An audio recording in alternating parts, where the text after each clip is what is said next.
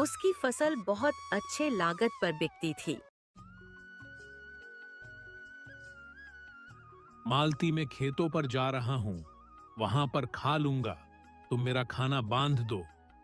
हाँ जी, मैंने आपका खाना पहले से ही बांध कर रखा है। यह लीजिए आपका खाना, और शाम को आते वक्त जरा बनिए कि दुकान से राशन लेते आना। ठीक है, मैं ले आऊंगा। विनय अपने खेतों पर चला जाता है और खूब मेहनत से काम करता है।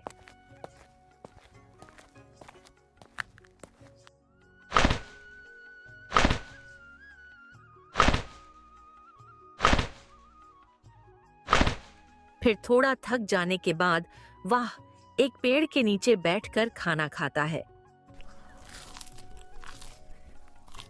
और थोड़ी देर आराम करता है। तभी विनय की आंख लग जाती है और वह एक सपना देखता है। इस बार उसके गांव में वर्षा नहीं हुई और सभी किसानों की फसल वर्षा न होने के कारण उपज नहीं पाई। उस सपने से विनय की आंखें खुल जाती हैं। हे भगवान, मैं यह सपना देख रहा था। यह कैसा सपना था? अगर वर्षा नहीं हुई तो मेरी तो सारी फसल बर्बाद हो जाएगी। नहीं नहीं, ऐसा नहीं हो सकता। हर साल तो वर्षा होती ही है। इस साल भी जरूर वर्षा होगी। यह मेरा बस सपना ही है।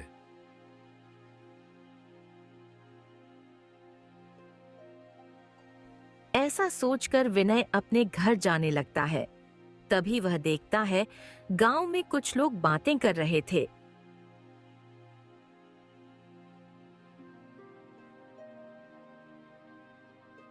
अरे, मैंने सुना है इस बार कुछ गांव में वर्षा नहीं होगी, जिसमें हमारा गांव मधुपुर का भी नाम आता है। टीवी पर न्यूज में दिखा रहे थे कुछ गांव में वर्षा नहीं होगी। यह तुम क्या बात कह रहे हो रघु भाई? अगर वर्षा नहीं हुई तो हमारे खेतों में फसल कैसे लगेगी? और अगर फसल नहीं लगेगी तो हम खाएंगे क्या? क्या कहें भाई, अब तो लगता है भगवान का ही सहारा है। अब तो वही सहारा है, वही हमारे लिए कुछ कर सकता है। भला हम गरीब किसान क्या कर सकते हैं इसमें? हमारे गांव के आसपास तो कोई कुआं या तालाब भी नहीं है जिससे हम अपने खेतों की सिंचाई कर सकें। हम तो केवल वर्षा के पानी पर ही निर्भर हैं। वर्षा होती है तभी तो हमारे खेतों की सिंचाई होती है, जिससे खेतों में अच्छी फसल आती है। अगर वर्षा ही नहीं होगी तो सिंचाई कहां से होगी और फसल कहां से आएगी? हे भगवान, इसका मतलब मेरा सपना सच था। अगर बारिश ही नहीं होगी तो फसल कहां से आएगी? ऐसा नहीं हो सकता। मुझे कुछ ना कुछ तो करना ही होगा। अगर फसल ही नहीं आएगी तो हम खाएंगे क्या? बस एक फसल ही तो हमारा सहारा है, जिससे हमारा जीवन व्यापन होता है। पर अगर वही नहीं उपजी तो उसके अलावा हमारे पास कुछ भी नहीं है, खेती के अलावा। नहीं, मुझे कुछ ना कुछ उपाय तो सोचना ही होगा। ऐसा कहते हुए विनय घर को चला जाता है।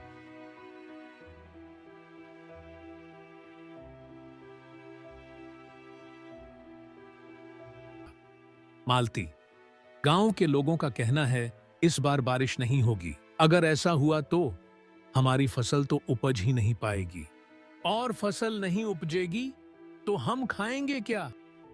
अजी, ये तो बहुत बड़ी समस्या है। अब हम क्या करेंगे? वही तो मैं सोच रहा हूं। कुछ ना कुछ तो करना ही पड़ेगा। हाँ ठीक है, पहले आप खाना खा लीजिए, हम कुछ ना कुछ सोच लेंगे। फिर सभी सो जाते हैं, लेकिन विनय की मानो जैसे नींद ही उड़ गई थी। सारी रात वह यही सोचता रहता है, अगर वर्षा नहीं हुई तो इस बार की फसल कैसी होगी और वह खाएंगे क्या? नहीं, मैं ऐसा नहीं होने दूंगा। मेरी फसल बर्बाद नहीं होगी। मैं जरूर फसल लगाऊंगा। और वर्षा नहीं हुई तो क्या हुआ? मैं कुछ ना कुछ उपाय तो निकाल ही लूंगा। विनय ऐसा सोच ही रहा था, तभी विनय का ध्यान रघु की बातों पर जाता है। हमारे गांव के आसपास तो कोई कुआं या तालाब भी नहीं है जिससे हम अपने खेतों की सिंचाई कर सकें। हम तो केवल वर्षा के पानी पर ही निर्भर हैं। वर्षा होती है तभी तो हमारे खेतों की सिंचाई होती है। हाँ, यही सही रहेगा। मुझे गांव के कुछ और लोगों की भी सहायता चाहिए होगी। अगर वो लोग मेरी मदद करेंगे तो ये काम जरूर सफल रहेगा। लेकिन सबसे पहले मुझे गांव के सरपंच जी से बात करनी होगी। हाँ, तो तय रहा। सुबह होते ही सबसे पहले मैं सरपंच जी के घर जाऊंगा और वहां उनसे बात करूंगा। सुबह होते ही विनय सबसे पहले गांव के कुछ लोगों के पास जाता है। मेरे प्यारे किसान मित्रों, जैसा कि इस बार सुनाने में आया है कि इस बार हमारे गांव में वर्षा नहीं होगी। ऐसे में तो हमारी फसल नहीं उपज पाएगी और हमारा परिवार भूख से तड़पता रहेगा। इसलिए हमने इसका कुछ ना कुछ उपाय तो निकालना ही होगा। बात तो तुम्हारी सही है विनय भाई, पर हम क्या कह सकते हैं? मैंने एक उपाय सोचा है रघु भाई। हमारे गांव में एक भी कुआं या तालाब नहीं है, लेकिन अगर हमारे गांव में कोई कुआं या तालाब होता तो हम वर्षा का पानी उसमें इकट्ठा कर सकते थे। लेकिन हमारे गांव में कोई कुआं या तालाब तो है ही नहीं। हमें ही मिलकर कुएं या तालाब की रचना करनी होगी। इसके लिए हमने गांव के सरपंच जी से मिलना होगा और उनसे बात करनी होगी ताकि कुछ समाधान निकल सके। हाँ भाई, तुम सही कह रहे हो। पानी की तो हमारे गांव में बहुत बड़ी समस्या है और हमें इसे मिलकर दूर करना होगा, जिसके लिए हमें सरपंच जी से मिलना होगा। अब सरपंच जी ही हमारी समस्या का कोई ना कोई समाधान निकालेंगे। इस तरह गांव के सारे किसान आपस में बात कर मिलकर सरपंच जी के पास अपनी समस्या के समाधान के लिए जाते हैं और अपना विचार सरपंच जी के सामने रखते हैं। हाँ, हमारे किसान भाइयों, हमारे गांव में कोई कुआं या तालाब न होने के कारण आपको पानी के लिए बहुत सारी समस्याओं का सामना करना पड़ता है।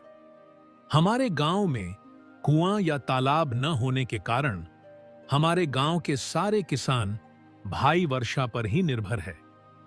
अगर हमारे गांव में भी कुआं या तालाब हो तो किसान भाई कभी भी अपने खेतों सिंचाई की कभी भी कर पाएंगे और हमारे गांव में कभी भी पानी की समस्या नहीं होगी।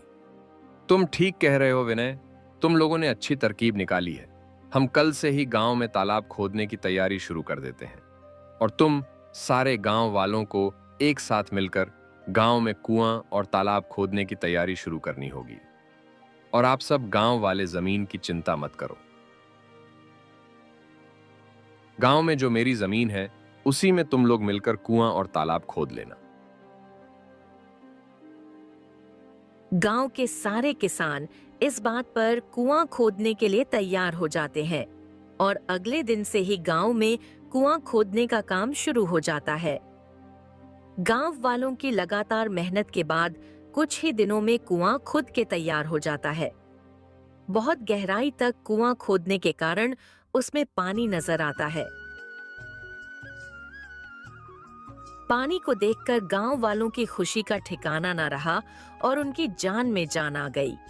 सभी किसान गांव के सरपंच जी को इस बात की जानकारी देते हैं कि कुएं में पानी दिखाई देने लगा है। वाह मेरे किसान भाइयों, तुमने तो कमाल ही कर दिया, नामुमकिन को मुमकिन बना दिया। मुझे तुम पर गर्व है। अगर हम एकजुट होकर हर काम निकालेंगे तो हर मुश्किल का समाधान निकल जाएगा। आखिर तुम किसान भाइयों ने मिलकर हमारे गांव में कुआं खोद ही लिया और पानी की समस्या को दूर कर दिया। अब तुम सारे किसान भाई मिलकर बारी बारी अपने खेतों की सिंचाई करना। इससे तुम्हारे खेतों की फसल की अच्छी से सिंचाई हो जाया करेगी और कभी भी हमारे गांव में सूखा नहीं पड़ेगा और कुआं पास में होने के कारण लोग इसी में से पीने का पानी भर लिया करेंगे। इस तरह इस बार मधुपुर गांव में वर्षा नहीं हुई, लेकिन वर्षा न होने के कारण गांव के किसानों को कोई ज्यादा फर्क नहीं पड़ा, क्योंकि गांव के किसान बारी बारी से कुएं से अपने खेतों की सिंचाई कर लेते थे। गांव में कुआं होने के कारण उनकी फसल कभी नहीं सूखी और उनकी पैदावार हमेशा अच्छी होने लगी। कुआं पास में होने की वजह से अब गांव की सारी महिलाएं गांव के कुएं से ही पानी भरकर ले जाया करती थीं। इस तरह मधुपुर गांव में खुशियां फिर से लौट आईं और गांव के लोग अपना जीवन खुशी खुशी बिताने लगे।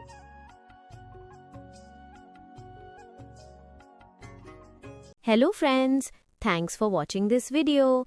अगर आपको ये वीडियो पसंद आया है तो प्लीज़ लाइक, सब्सक्राइब, कमेंट्स करें इस वीडियो पर और हाँ, शेयर करना भी ना भूलें।